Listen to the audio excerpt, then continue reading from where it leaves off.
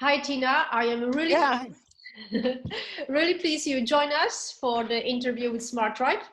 You are one of the best PhD gurus, career coach advisor, calling us from Sweden. However, you have international recognition.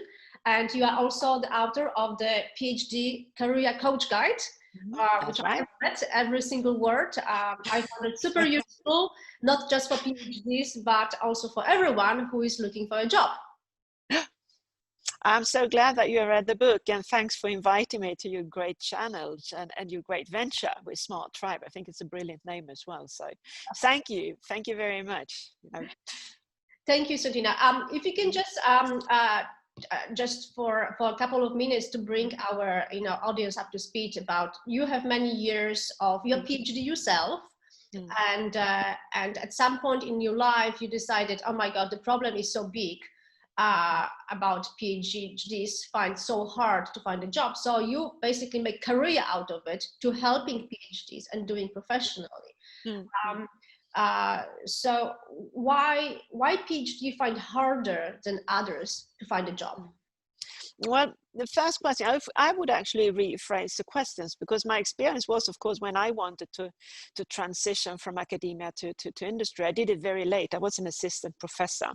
At that time, that's 15 years ago, there were absolutely no help whatsoever. So leaving academia to go out for industry was kind of, what? Are you really leaving? You can't, what, have you failed, you know? And I got really irritated, because I thought I have many skills and talents. Why are people so surprised by that I want to leave? And a long story short, I later took that job working as a recruiter and headhunter, and working in that field, I came across so many PhDs that were brilliant, but they couldn't see the value in themselves. And then I realized that if you can't see the value in yourself, because you have been in a world in academia where you're trained in a particular way, I would put it that way, we can come across that a little bit later, and you don't see the value you can bring outside of academia, it's pretty obvious that companies won't recruit you, because they're actually just sitting there waiting for you to say, you know, what can you offer? Why do you want this job? Why did you stay in academia? That is not questions that is there to pinpoint you. That is questions to actually, because they're curious. They're curious about you. They want to know where you're heading, what you're going. But I remember when I got all those questions, I felt a little bit uncomfortable. Well, what are you talking about? I just want a job. I want, I can do everything. And after many years in recruitment, then I understand, okay, that's not really how the industry is working. You have to make up your mind kind of and see, where do you have your drives? Where do you have your motivation? Where do you have your skills? What do you actually want to do? So they are just sitting there waiting for you to figure out what you want to do. And that training we don't have in academia, nor did I have. It took me many years to understand that I'm entrepreneurial. And I am as a person like this and this. And it took me many years. And that is, Beatrice, why I started to realize this is something that we need to change. PhDs, they are great and they have many skills and they are top notch. But you are not only your skills, you have a personality, you are a person. And the personality with your drives, with your values, with your company or culture fit or company fit, that is you as a person, and that is making you unique. And this is so hard in academia, because everything is about publishing articles, hard skills, hard skills, hard skills.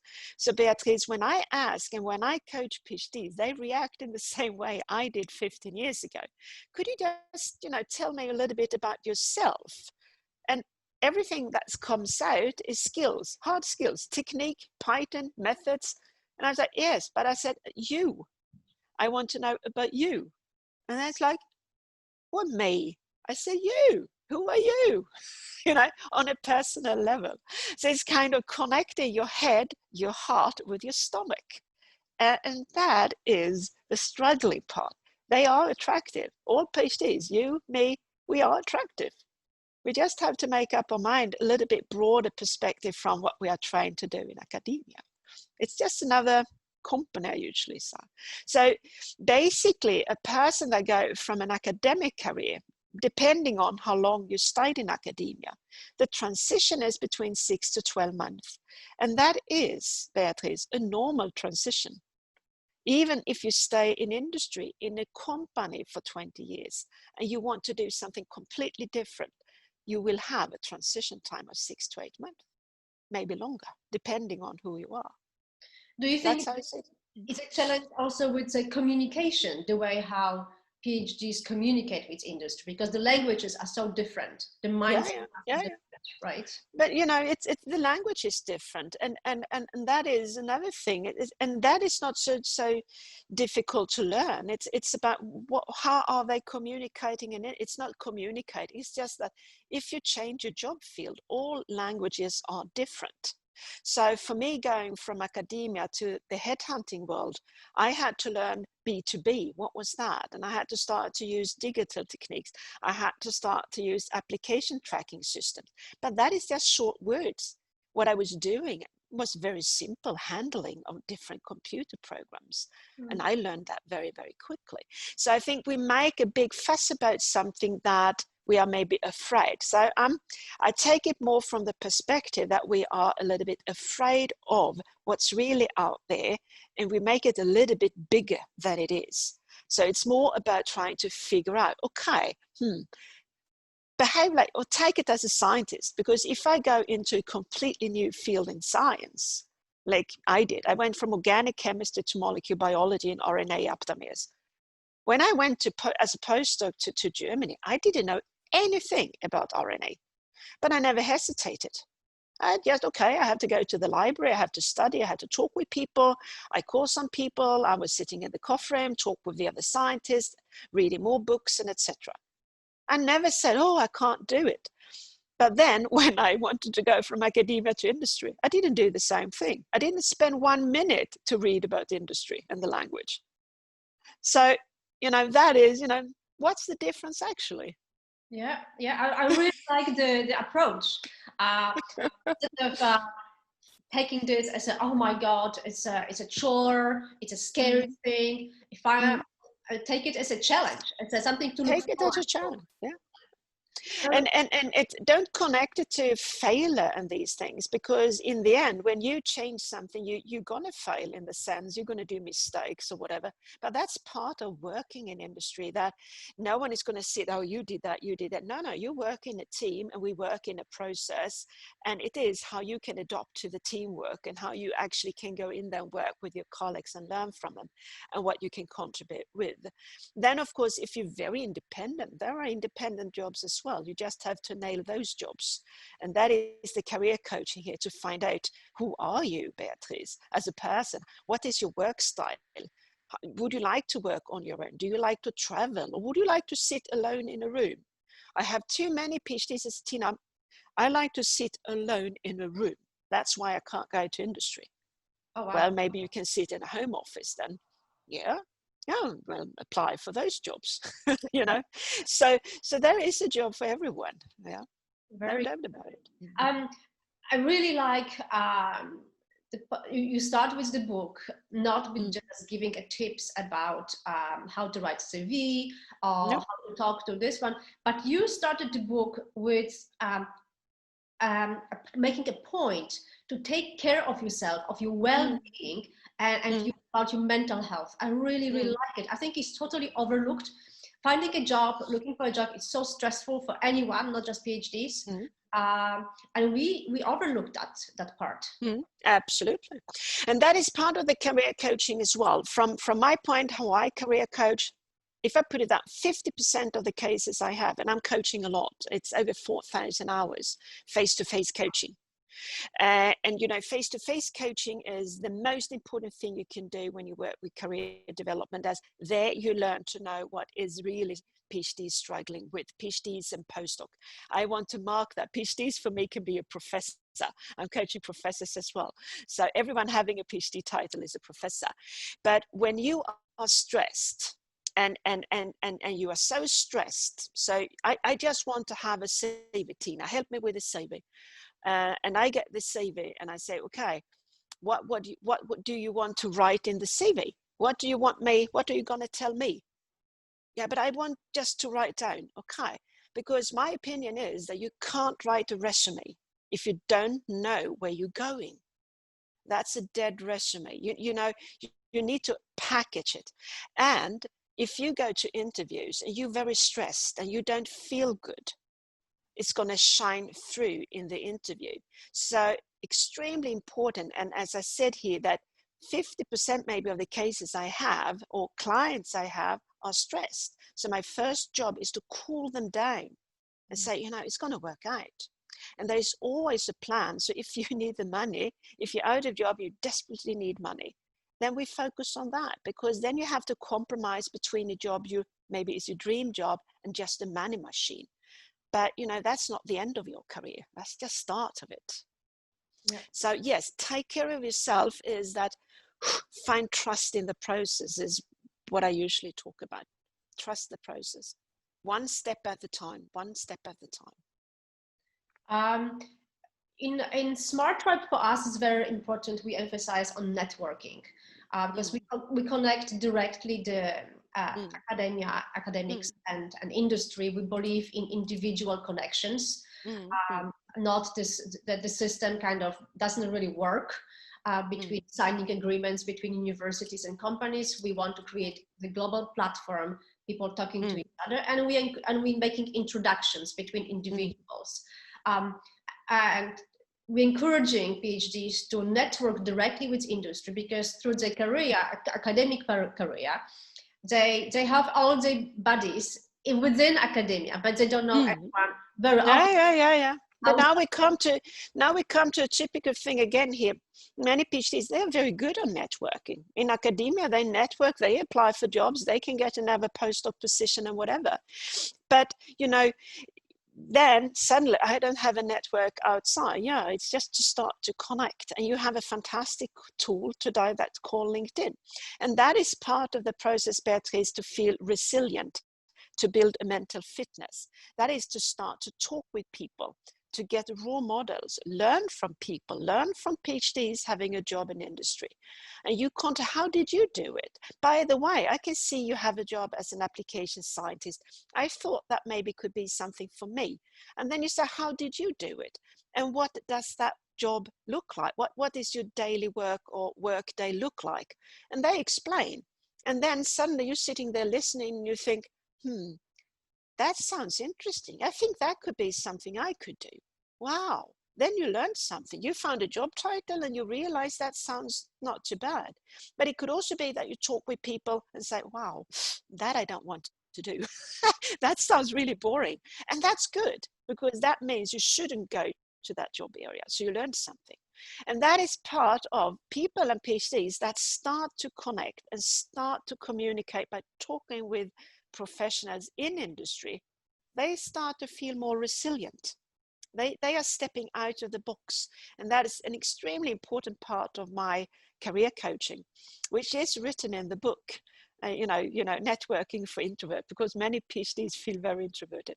And that is also part to why I have the other podcast with a team of PhDs, PhD career stories, that PhDs inspire. I did it in this way, because there is not one way to go for a job. There are many ways to go to your dream job or go to the next job that you take outside. Yeah. As one of the reasons we are emphasizing for networking is something you also mentioned in your book. About 50, or even you mentioned 60% of good jobs are hidden jobs. So there's a hidden job market, and you can only find out through networking, I suppose, right? Absolutely. And the big gig economy coming here going to be a huge market for hidden jobs and networking jobs, which you're going to find on different platforms in all kind of sort. It's not only LinkedIn. There are going to be more platforms where you communicate with fellows. So yes, hidden job market is 60% roughly. And I would put it this way: in bigger cities like London, maybe less. In smaller cities like Lund, and not far away from where I'm living, 90% of the job, I would guess, are hidden. They go mouth to mouth. You know, people say, we need someone, could you just check? And listen carefully. If you then have here now, let's say you have a LinkedIn profile, Beatrice, and you have a huge amount of connections, then you actually indirectly can help the fellows PhDs in your network, because you can say, check my network. You know, you're very welcome to start to talk with them, you know. So by adding people, you and I, we help PhDs around the globe here to actually start to network. And I wouldn't say network, they should be curious and learn just to reach out to other PhDs that are sitting in companies. Because if you connect with people today, in 10 years, they're going to have management levels. And that's the moment they know who you are. So when you're unemployed again, which I hope everyone will be time to time, because you are not unemployed, you're just between jobs. You just check your network and you start to contact people that you know, because you happen to have them on LinkedIn for 10 years and they happen to know who you are. I tell you, you will get a job that way. Yeah. So another reason why, if I put it that way, you are a PhD student and you get stressed that you don't find jobs, that is that you send your academic resume and you only apply for the open jobs. And they are so few. And they are also listed, because remember, when I worked as a recruiter, I never wrote in a job ad, I'm looking for someone without experience. You know, that's what I don't do, because people without experience, I call the universities. Do you have someone at your department soon, you know, leaving? Yes, they say, we have two. I'll bring them in for an interview. That was a hidden job. So I never wrote people without experience. The only time I pay for a job ad was when I wanted experience, because I wanted to check what people are applying actually. So this is something that many PhDs miss out. They look on the open, oh, there's nothing.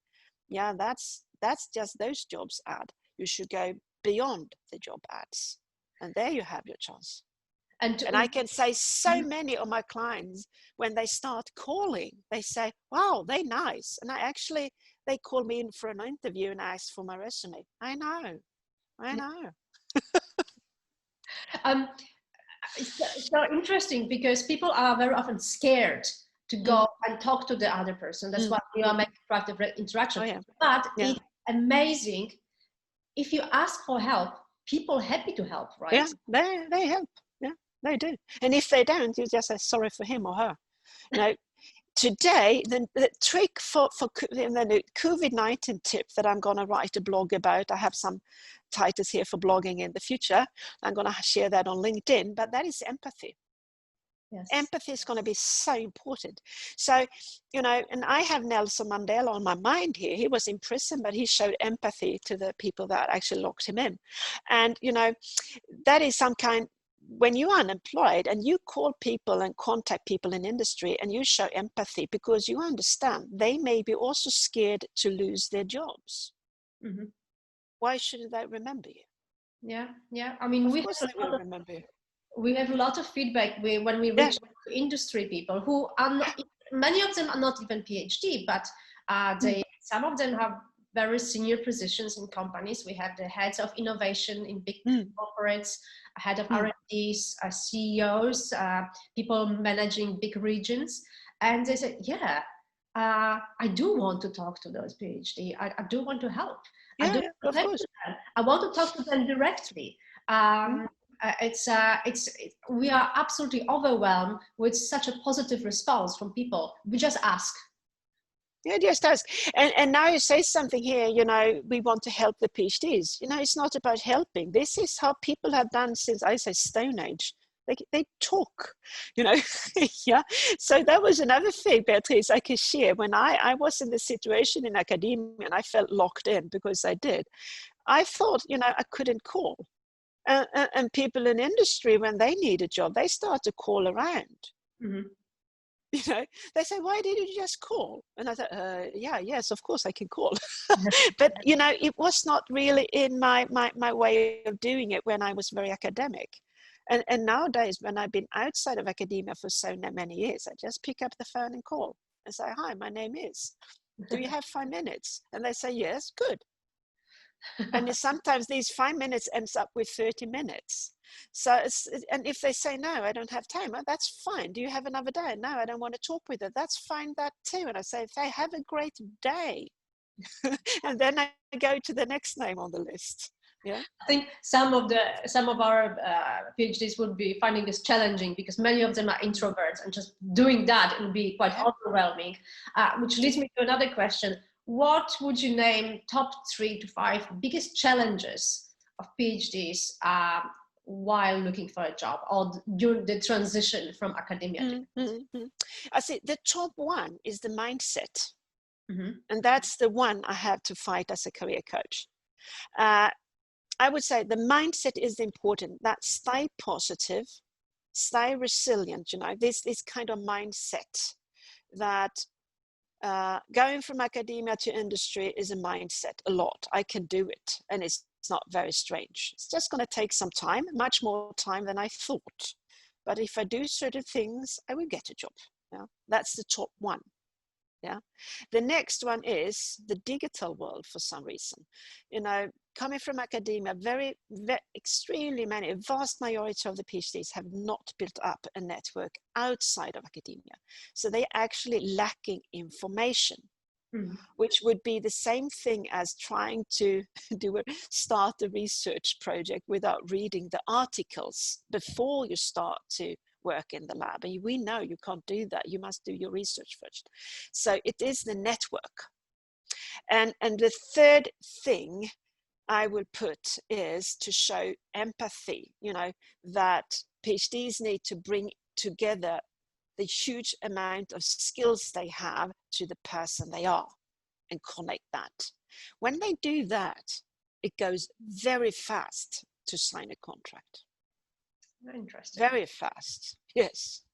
That's very, very interesting. Very, very good insights. And do you think, this is a tricky question.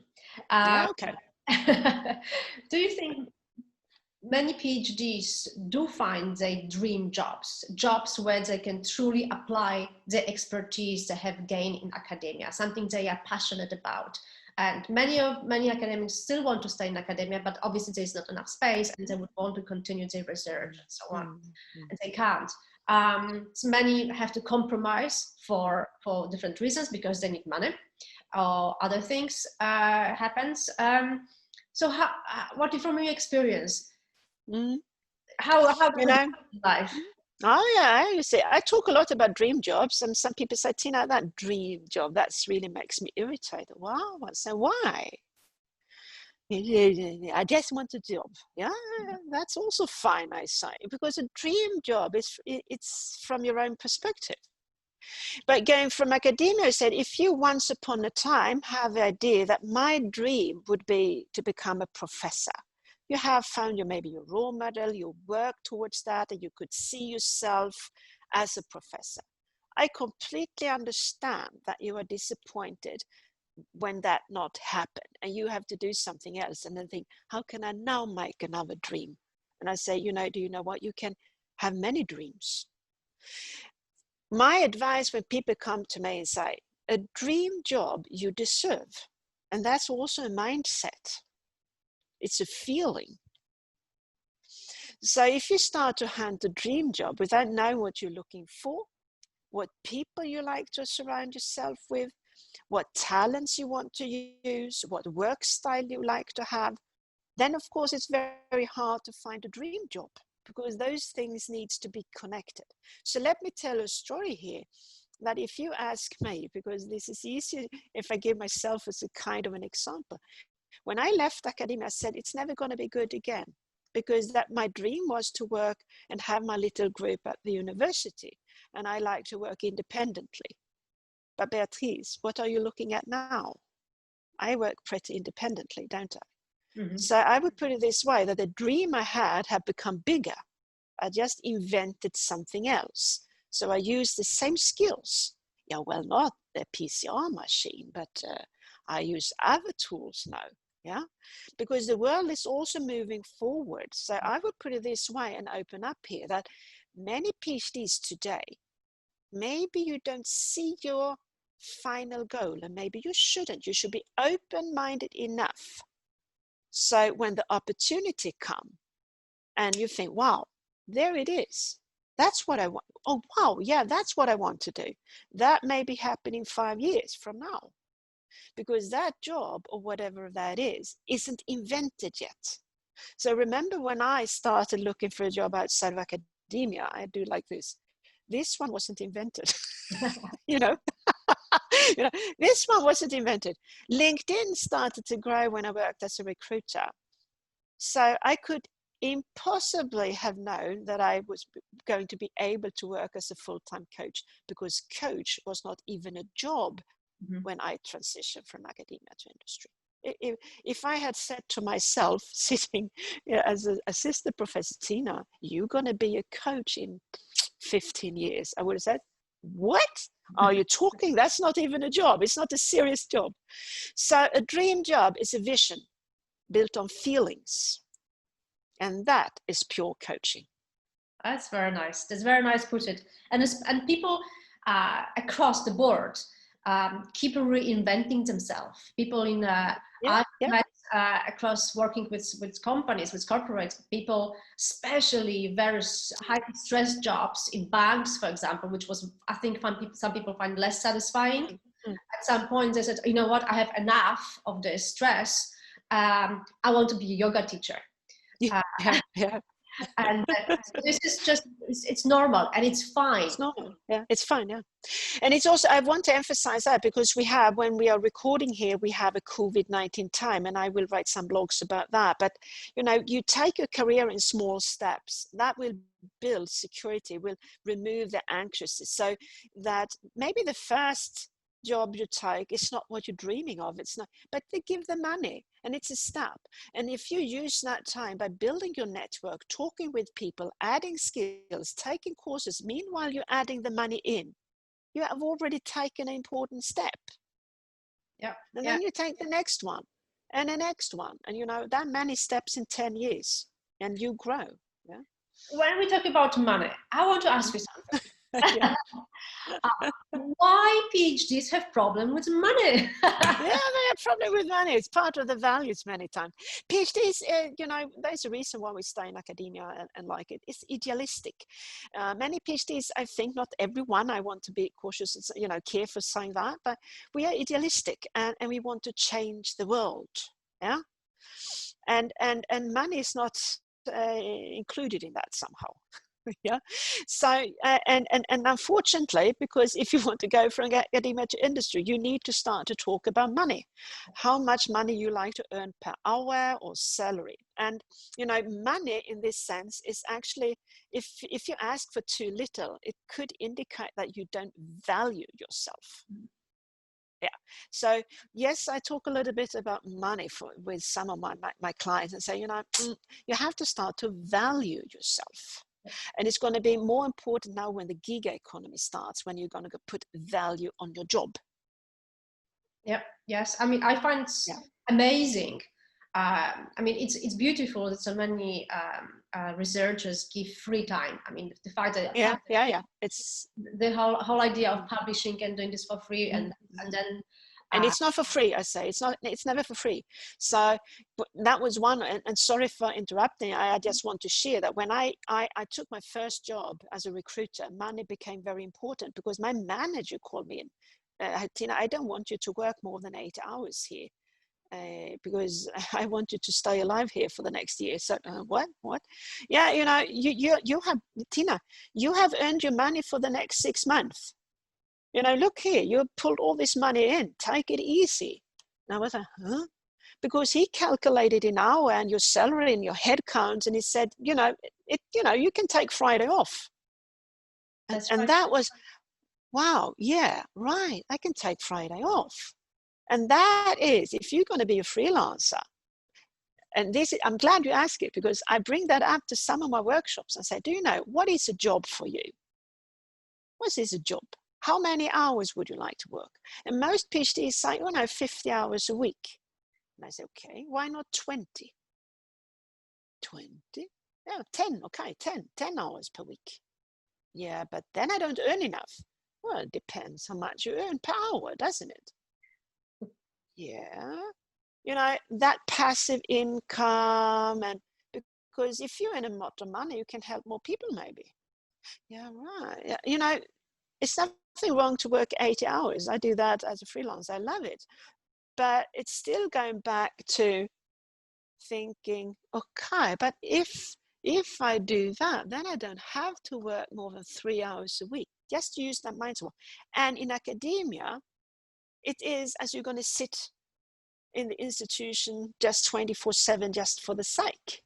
Yeah. Which I actually say that's not okay. That's not how it should be. That brings the wrong setup understanding money, because it's not for free. You don't work for free. You never work for free. You sell your time. Absolutely. It's very often I say, especially for those who are providing consulting services. Yes. People from companies ask researchers for advice, and they give it for free over and over and over. I said, it's okay for them to pay you. They have a budget for it. So you have to give them a price for your time. Stop giving it free. Exactly. Oh yeah, it's for free. And you know, even the thing that some postdocs, particularly postdocs, when the salary is gone and the professor doesn't pay any longer, they are sitting there writing up articles. And I say, why are you doing that? For free. Because imagine that you were working in a big company, big corporate company, and they lay you off. So you're fired. And then they call you, no, we just want you to wrap up some articles here. Would you do that? Exactly. So we have to start, you know, okay, if I write the article, I think it's okay if I see the value that my name is there and I build my network. But if there is no point for me to actually write the article because it doesn't add value, then it's actually your supervisor that should write the article.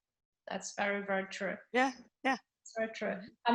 In your book, there's lots of interesting tips and ideas and super helpful. One of the another interesting one I found, which I think people don't realize, is the ability and the power of being a storyteller.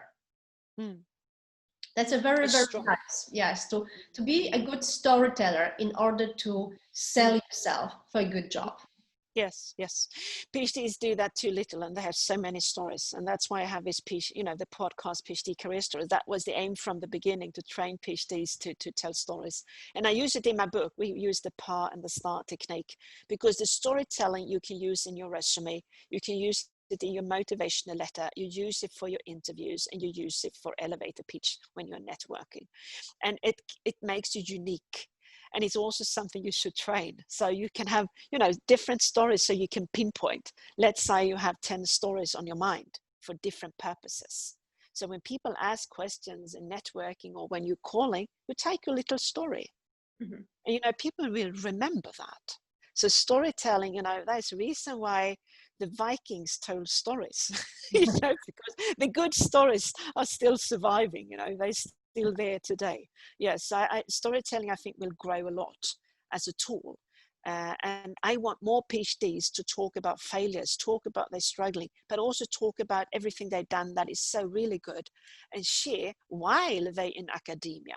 So I think we see that a lot now in COVID time. There's so much fake news on different platforms. So if scientists go out and tell the stories while they are working, that would add such a huge value to the society outside, because academia, tend to be in this little box, isolated from the other world. And that would put the human side, because many of the PhDs, they're so extremely passionate with what they're doing.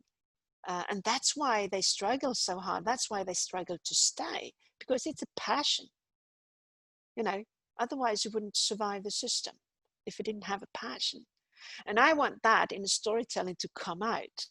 And all these fantastic scientists they're not only in the lab, they're not only doing their research, then they usually combine it with something completely different. And that they should bring to the world as well in kind of channels like this, I think.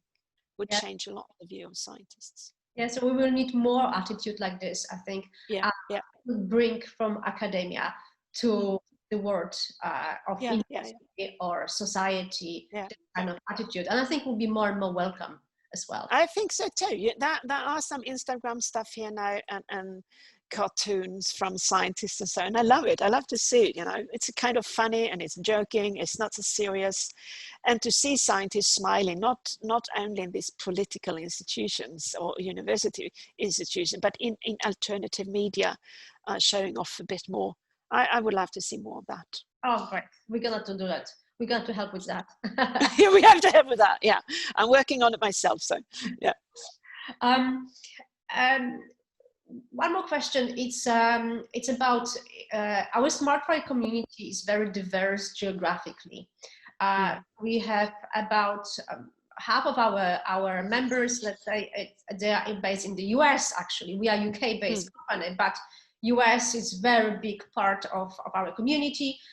Europe, and then people from all over, from Singapore, Tasmania, Bahrain, Angola, you name it. Sometimes people come up to us and say, well, you know what, it doesn't work in Germany this way. When it comes to the challenges, finding a job or something. I'm thinking, really? Are you sure about that? I think there are lots of commonalities. I'm sure there are some differences when it comes to job market specific, but when it comes to PhD challenges, they are across the board. They are across the board. And I can share with you that I'm coaching people from all over the world. I'm smiling. Everything is digital now. You know, I have my kitchen behind here. It's just a very nice backdrop here. Anyway, so I'm sitting here in my flat. I'm pretty isolated, but when I go into my workshops, which I perform, I'm always amazed because I think, oh yeah, now I'm in Germany, it's going to be different. And then, no, same challenges, same questions. And then next time I'm somewhere else, oh yeah, Spain, same questions, same challenges, same people. Yeah, we are global. And that is the strength that I don't think we emphasize enough, Beatrice, that PhDs, every person with a PhD, they are global trotters somehow. They are global mind. The mindset is global already.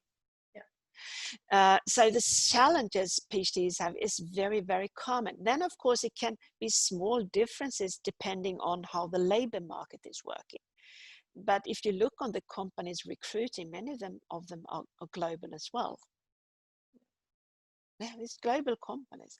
And they recruit people from all over the world. Again, they do that. So my experience is whether you look for a job, at least on European level, it's very much the same challenges, very much.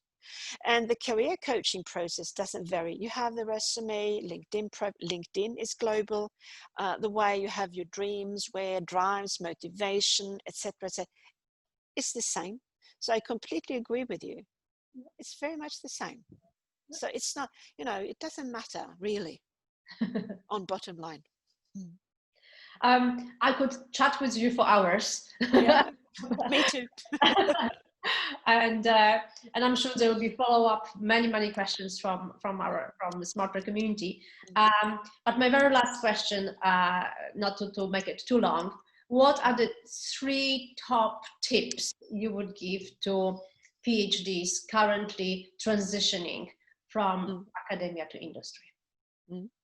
My first top tip is, before you start to write your resume and apply, sit down and do an inventory of what you like to do and not like to do, because that will indicate the job area. I call it transferable skills.